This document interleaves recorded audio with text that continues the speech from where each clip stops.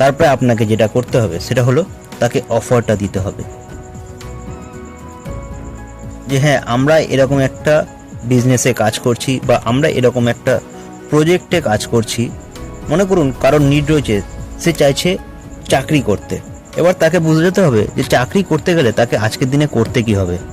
দেখুন, চাকরি চাইলে কিন্তু যে কেউ করতে পারে না, তার জন্য তার মধ্যে নির্দিষ্ট কোনো কোয়ালিটি থাকতে হয়। তো আমাদের প্রজেক্টের মাধ্যমে কিন্তু আপনার এই কোয়ালিটিগুলোকে ইমপ্রুভ করা হবে, যেখান থেকে কিন্তু আপনাকে একটা জব করার জন্য তৈরি করে দেওয়া হবে। আমরা কিন্তু কাউকে জব প্রোভাইড করি না, আপনাকে জব পাওয়ার জন্য এখান থেকে তৈরি করে দেওয়া হবে।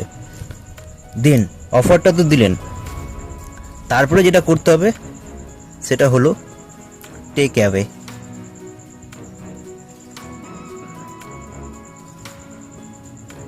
তারপরে যেটা করতে হবে সেটা হলো, দেখুন, সব ভালো জিনিস কিন্তু সবার জন্য